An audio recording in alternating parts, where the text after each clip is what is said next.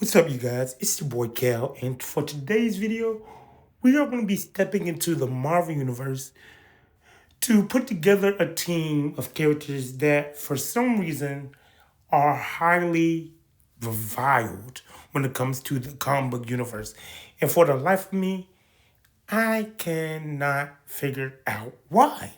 I cannot figure out why a majority of the Marvel Universe's fans hate these characters because I have seen these characters within different animated projects.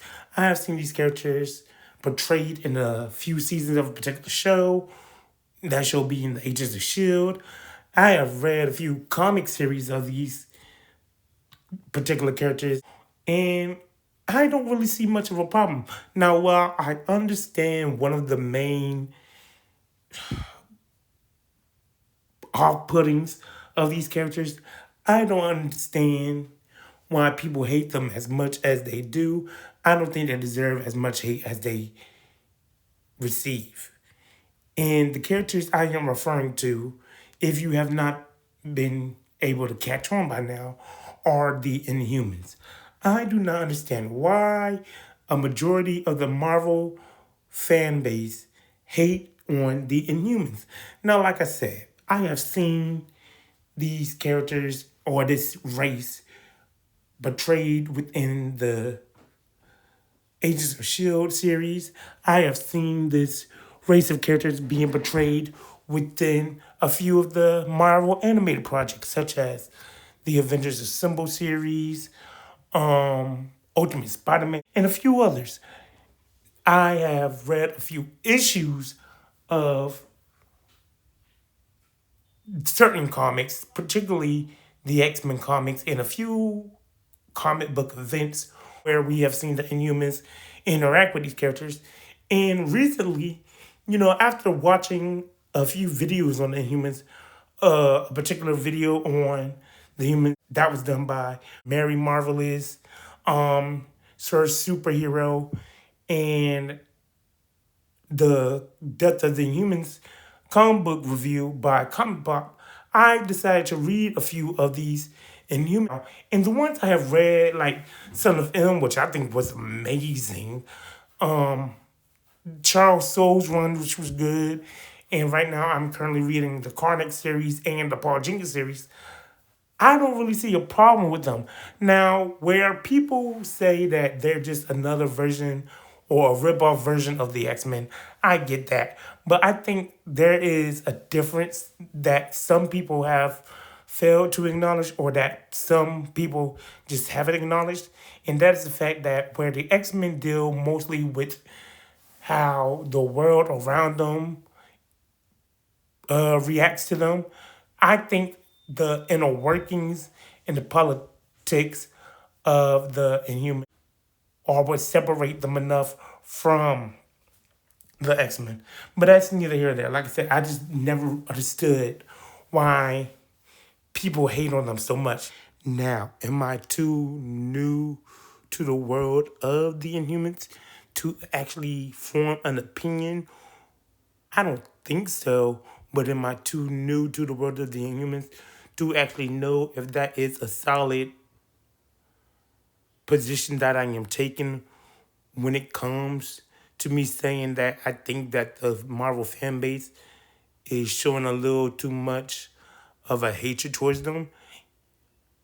Maybe. Because like I said, I really haven't had any experience with them outside of the two series I just completed and the few issues of the outer events and other comics that I have read outside of the TV show.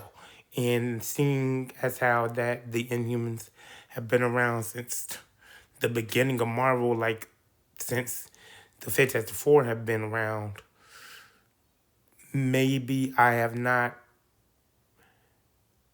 seen or experienced enough of them to actually know what I'm talking about. Now, what I will say, however, is that based off of what I have read throughout all of the issues of the Inhumans I have read from these two different series and the other issues that I have seen the Inhumans in, and what I have experienced from the TV show and the Agents of S.H.I.E.L.D., and from the information I have gathered from other people's videos, I think me saying that they're in the workings of their political and biological aspect is what they are about. I think that is a fair assessment. And knowing who I am as a person and what interests me, I think that I am fair in saying that I think people are hating on them too much because y'all know me with my background in criminal justice, biology, and all of that good stuff. That is the type of stories I am really intrigued in. Now, there are a group out there who would say that the Inhumans are more of a cosmology, cosmic space bearing type of comic. And knowing who I am, like I said, I am not the type of person who has ever, ever enjoyed like the sci-fi type of world or the fictional cosmology type of events. Like I'm just now getting into the Lantern Corps of the DC universe, but outside of that, like I've never really enjoyed the cosmology side of Marvel or DC or Star Wars or anything. So if that is what they are, or if that is what some of their stories are about, then I know I wouldn't enjoy it. But if their stories are definitely a part of the political world like I have been experiencing, then yes, I really, really, really do think that people are hating them a little too much. But that is neither here or there. Because seeing as how the inner workings and their political involvement in all of that seems to be what they are about, I think it would only be fitting if I did a team or a few different teams that correlated with that thematic theming. So, for today's video, we are going to put together a governing council for the Inhumans, particularly the Inhumans of Attilan, because if you are an Inhuman fan, you would know that there are many different sections or different off groups of the Inhumans, but usually when it comes to the Inhuman storylines, we are looking mainly at the world and city of Attilan. So we are going to be doing a governing Attilan council that would be put together to govern the people and the city in itself. Even though logically, this council will still be a part of the entire Inhuman race as a whole, and whoever we choose as our king or our regent will, of course, govern all of them, even if they are a part of different tribes and are all a part of the same location.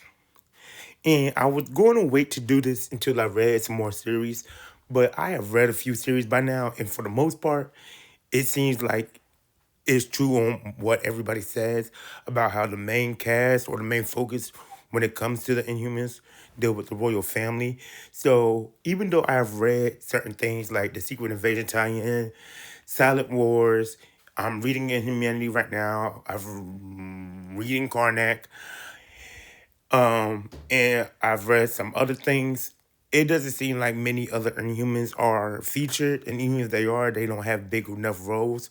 But I did find some characters outside of the Inhuman royal family that I do find interesting or that I think could work to be added on this team.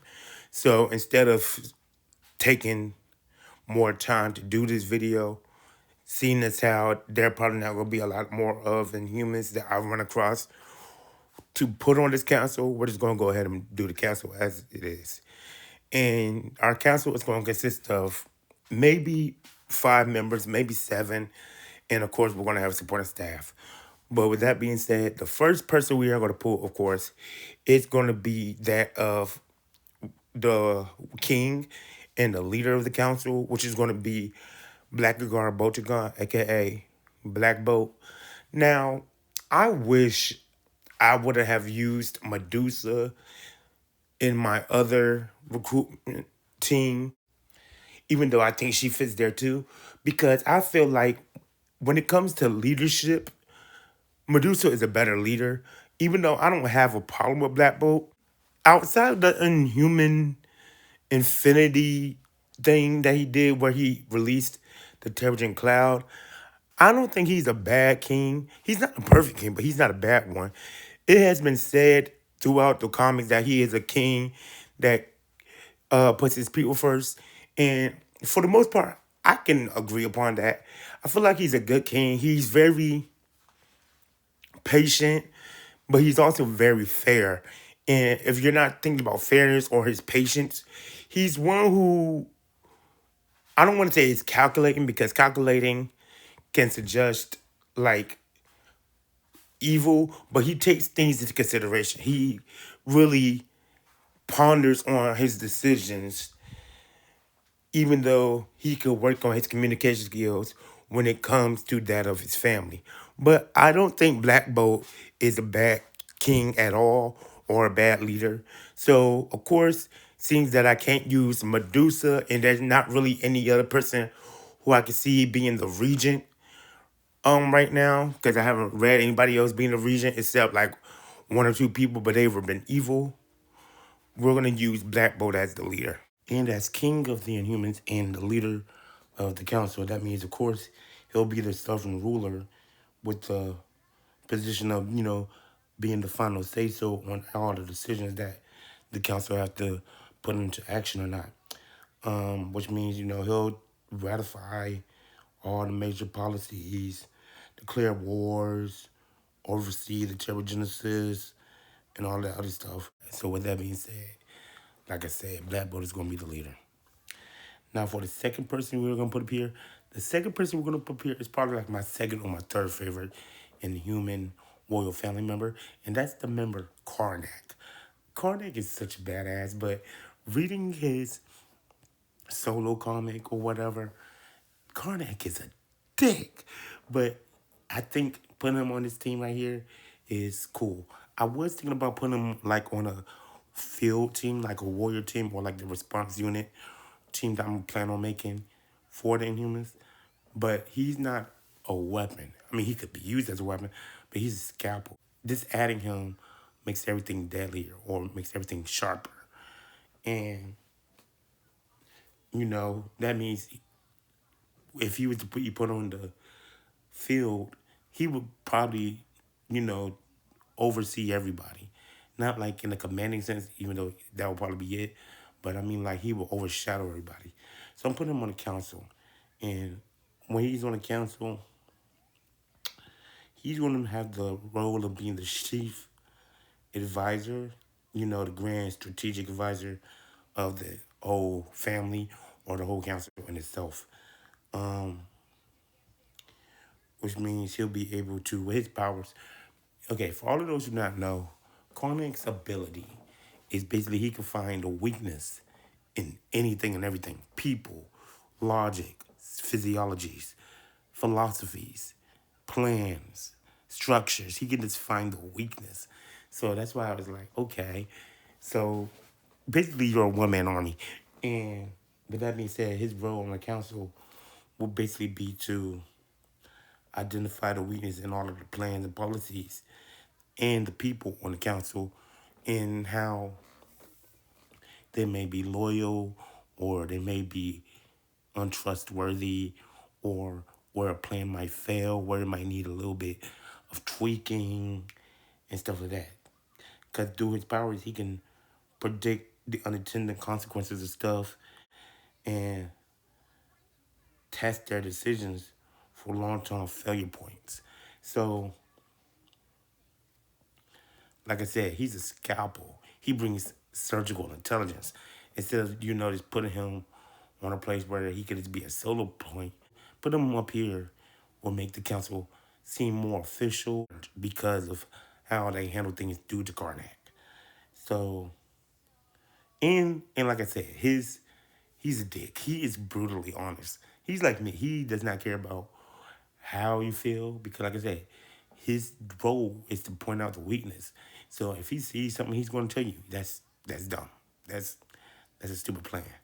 So I think I'm going to add Karnak up here because he can definitely prevent the disasters that may come to the Inhumans, and he can be the turning point in how they evolve and everything. So Karnak is going to ensure the council doesn't do that, doesn't lie to themselves, because he can find out the wins, the hows, the whys of everything. So Karnak is going to be the second person up here. Like I said, he's going to be the chief advisor. Now for the third member, our third member, we are going to add one more member who is actually a part of the royal family, and that is the member Crystal. We're going to add Crystal to the council as well. Now, when it comes to the character of Crystal, Crystal is, how do I say this? She's not my least favorite royal family member. No, my least favorite royal family member is Triton. And then after that, it's probably Black Bolt. Yeah. Because we all know that my favorite royal family member is Medusa. And then after that, it's Karnak and Gorgon. Maybe not in the order, maybe Gorgon and Karnak, but those are my favorite royal family members. My least favorite has got to be Triton and Black Bolt. And that's not taking into account Maximus or Luna or Ahura or Lockjaw. It wouldn't be fair to count those because they're kids, they're not always seen. And Lockjaw's a dog, because Lockjaw is everybody's favorite Inhuman royal family member because he's a dog. But when it comes to Crystal, like I said, it's not that I don't like her, it's just that she's never done justice when it comes to the comics. Like, first of all, her powers are cool. She could technically be an Omega level threat, or at least an Alpha level threat, but they never really use her in a fighting position. And when she is in a fighting position, it's when she's like on the Fantastic Four or like the Avengers or whatever. But she's usually up there just because she's dating somebody that's up there. Like she was on the Avengers because she was dating Quicksilver. She was on the Fantastic Four because she was dating Human Torch. She's just like she's never done any justice. So I never really see her outside of being just a love interest. And y'all know when it comes to female characters, I hate the type of characters that they do that to. The female characters, they do that too. I hate when the writers decide to just litigate them to a love interest. And then in other comics or other places, like within like Marvel animation shows or like the Inhuman TV series again, which was terrible. She's just seen as like being immature, or being childish, or just being there, just being irresponsible, or whatever. And that's not good either. But the few series I have read where she has been shown prominently without being a love interest for real, like the Secret Invasion tie she was in, or her role in Humanity or Inhumans by Charles Soule, there's a role that I think people really just don't account her for. I think she's really good at. And that is to say, I think she can make a good diplomat. And that's what I'm going to put her on as the council. Because just looking at her from the Secret Invasion tie she makes decisions or she accepts her being placed in decisions that will save her people. She's another person on the team that is dedicated to her people. While she does want to have her own life and does want to find her own way and she wants to reach out into the other parts of the world, she still takes care of what needs to be done for her people. Plus, like I said, outside of Medusa, she's probably the only other member within the royal family who has the most experience with the outside world of the Inhumans. She's been on teams that aren't Inhuman based. She's dated mortals. She dated other species. She's been a part of other cultures due to diplomatic and political decisions. So she knows how to adjust and stuff to the world for the Inhumans to be better integrated in. She can help the Inhumans feel more accepted, better integrated, or she can make policies into the Inhuman Council in which makes them seem more peaceful or more cooperative so people won't fear them as much. So like I said, I'm gonna make Crystal the diplomat of the Inhumans. Um and like I said, those are gonna be her duties alongside of the fact that she is going to, like I said, represent the nation, negotiate with others, interpret foreign cultures and politics, and speak for a black vote when, you know, Medusa's not around or when someone else is not around. Because, like I said, she's also someone who is very good at communication. Like, the part of that I'm remembering is like in Secret Invasion when Medusa wanted to fight people to get to her husband or whatever. The first thing that Crystal did was like, no, I know how to talk to these people. I know how they think. I know how women on Earth think. I know how mortal women are. Let me handle it. She talked to them. Boom, she was able to get stuff done easier than having to fight and everything. So, because of her real world experience and the calm logic and adaptability that she has, and the credibility that she can get through all of the teams she's been a part of, we're going to make her a part of the council. And she'll basically prevent them from becoming isolated or obsolete like they are always seem to be. All right, so now is the point of the video where we get to start drafting those other type of Inhuman members that aren't technically a part of the royal family. And like I said, there aren't a lot of them that are seen throughout the different Inhuman comics or TV appearances or whatever, but there are some that have been touched on or seen within the different comic issues that seem to have a little bit of definement to them that I have pulled because I think they're good, or at least I like what they do and how they affect the other Inhuman members or the Inhuman race as a whole. And the first person we were going to pull for our fourth member on the council is the character of Allegia. I don't know how you pronounce her name, but you usually see her with Medusa. She's usually seen as Medusa's like lieutenant or like Medusa's confidant or her maidens or whatever you want to call it.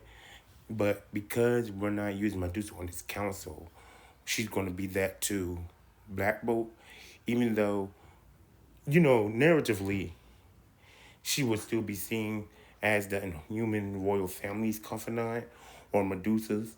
But because of my own narrative rules, when it comes to making videos like this, scenes that we already have used Medusa, I can't say, oh, she's going to be the confidant to Medusa, because y'all know I can't use Medusa here, but you get the idea. But when it comes to the character of Allegia, or Allegia, however you want to pronounce it, she's going to have the role of basically being the royal liaison or the internal advisor. And here's what I mean by that, right? What she does for Medusa is something I think that they need to start doing with at least most of the world's governing bodies in real life. And that is, she basically helps Medusa see the morality of everything that she does, or at least helps her see how people would take the decisions and the communication of everything that she's saying or doing in a way where if she thinks it's going to act badly or have a bad effect, she's going to tell them, and Medusa can adjust and stuff like that. So I think she should do that, because if you were to add a person like that to any governing body, it can not only stop a lot of rebellions, but it can also stop like a lot of backlash. You can get more stuff done. You can have more people be more cooperative. You can have more favor politically and stuff like that. And I think overall it's good. It's better for the governing body and the people you are trying to help, or the people you are trying to govern, because it'll ultimately lead to better peace or a better balance or a better insight into how you are doing instead of people just having backlash due to you not taking care of their needs or them feeling misunderstood or feeling ignored or feeling like you're just doing stuff for the sake of doing it because this is your position, this is your role. You have no choice but to do it. This is your authority. They have no choice to listen to you. So I feel like if you added someone like Alicia, where she can basically tell you, I don't think that's going to work out well. Not in a way where it's like a strategic thing like Karnak, because I know they seem very similar. But if you put her and Karnak in unison, you could probably get a lot of stuff. There'll probably be a lot of conflict because you can't always be the good guy when you're trying to save people, or you can't always be the good guy when you're trying to govern a nation. But at least you can have a way where you can do it strategically, but still make it in a way where you aren't getting as much hate for it at the same time, if that makes sense.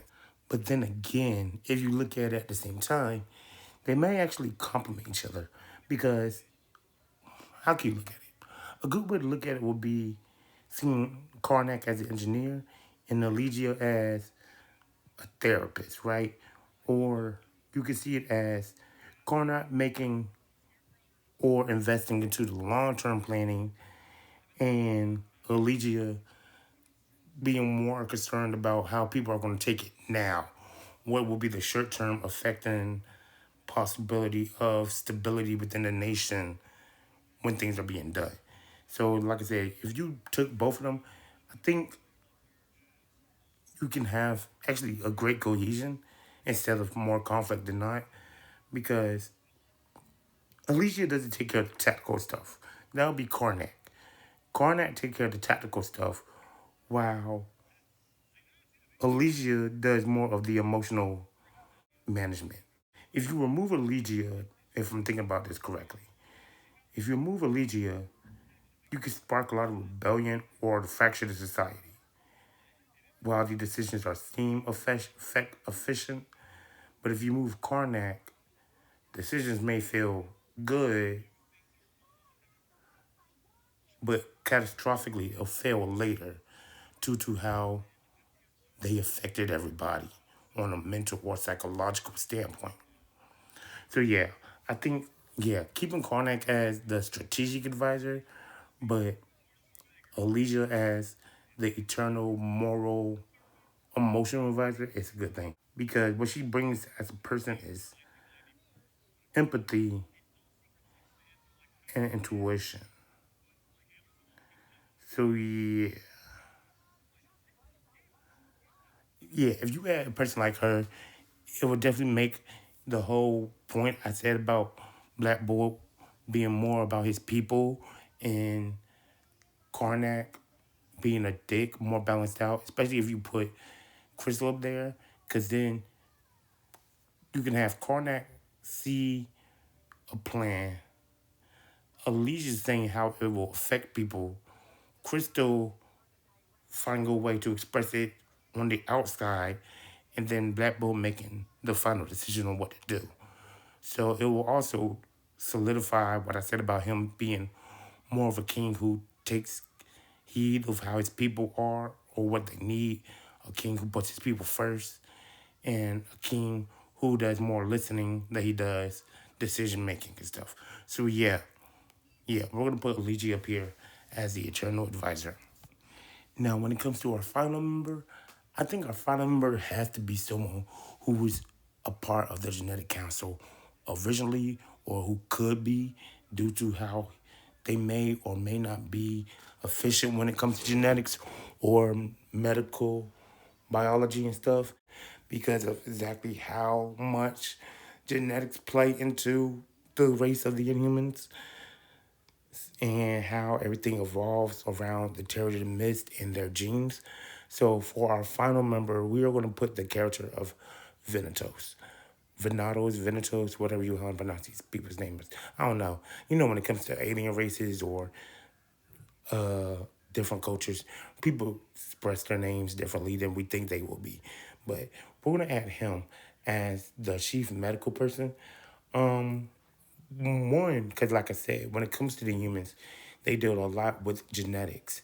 So it needs to have someone up there who is specifically designated or determined or focused on how the genes, interogenesis, and everything plays into the human society or how it would affect people. And even if you didn't have them, you still need someone who can manage the biological welfare of your race, especially seeing that you're an outward race and you don't have connections to everybody else. You want to know, is this something that's evolving just within us, or is this something that compares and contrasts us to other races?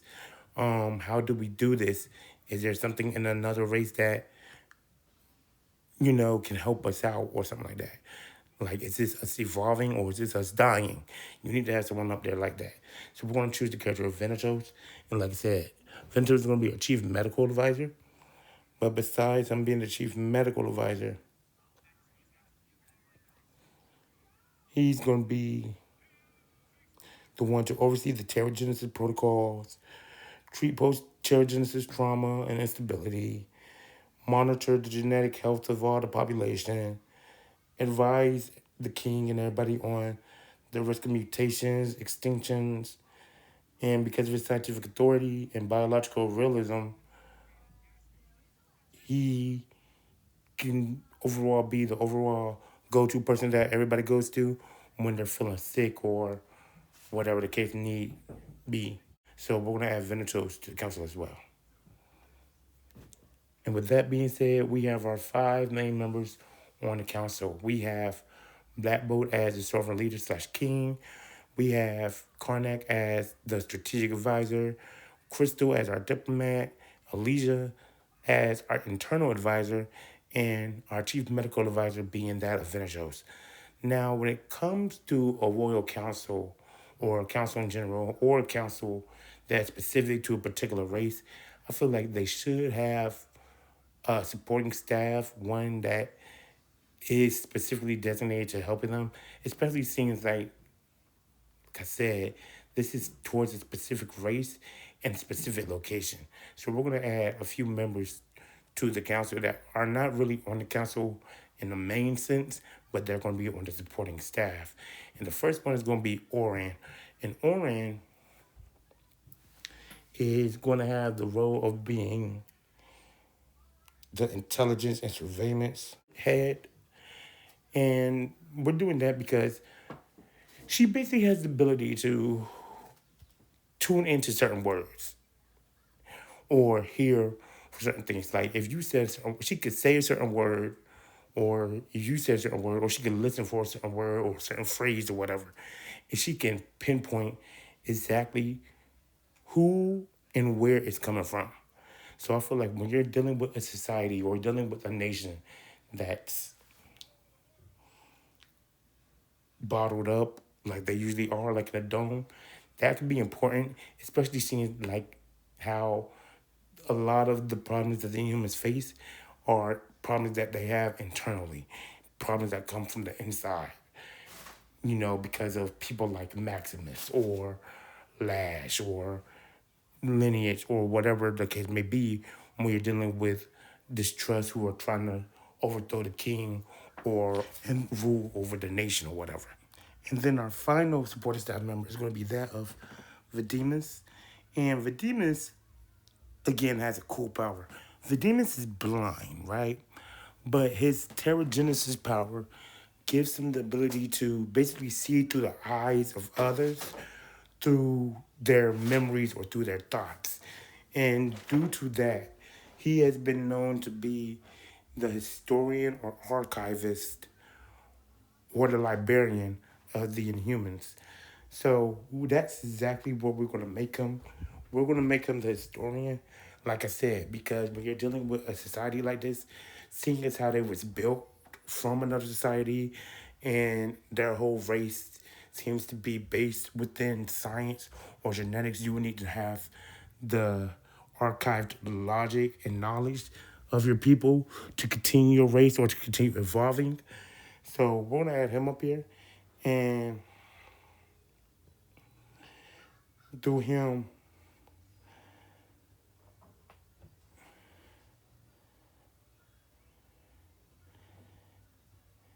he's gonna help preserve the history.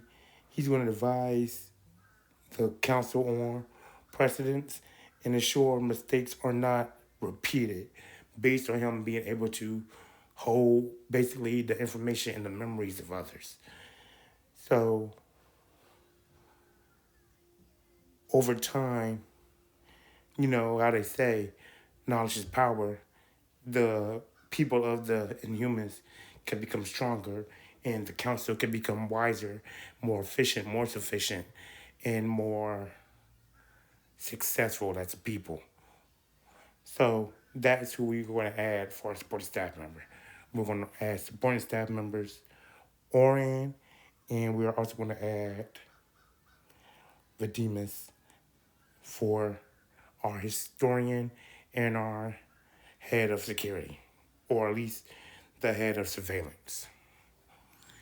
And together, I think we have a pretty good council that will help the Inhuman people feel more secure, more official, or safer, and they can possibly, hopefully, learn how to adapt more into normal society in a way where they don't seem as scary or where they don't seem to be discriminated against as much. Um, because through everybody we have on the council, with them all working in cohort, no decision is made blind. We have Oren who hears the danger, Alicia who senses how it will affect the people, Vademus remembering what happens every time this situation occurred or a situation like this was present. We have Karnak finding how the response could be handled. We have Venatos checking if the people will survive the possibility of them going to war, whatever when the response is taking place. We have Crystal weighing the global consequences, and then Black Bolt saying yay or nay to it. So, like I said, no decision is made blind, or no decision is made without being based off of other deciding factors. And, through that, yeah, the people of the Inhumans are unified. There's always some type of, say, protocol when terragenesis is happening. They're protected from the outside world or protected from going extinct. They're held accountable and so much more. So, yeah, I think we did a pretty good job, guys. But like I said, those are going to be my members for the council. That is my council of Attilan. Let me know how you feel about the Inhumans, and don't jump on the bandwagon. Make an opinion for yourself because that's what I had to do. Everybody was like, I hate the Inhumans, I hate the Inhumans, I hate these people. And I always had to figure out why because I was like, I don't see a problem with them. Like I said, as someone who loves the X-Men as the number one favorite thing in comics, I wanted to see the distinction. Like I said, I think they're similar, but there's enough of the distinction to at least weed them out in some type of manner. But yeah, I never understood the problem when it came to people say when it came to the humans. But yeah, let me know who your favorite Inhuman is, whether it be a royal family member or not. Do you have a favorite Inhuman story or plot line? Or do you have a least favorite Inhuman or Inhuman story? Let me know. But until then, you guys know what it is. I'm gonna catch you guys later. Deuces.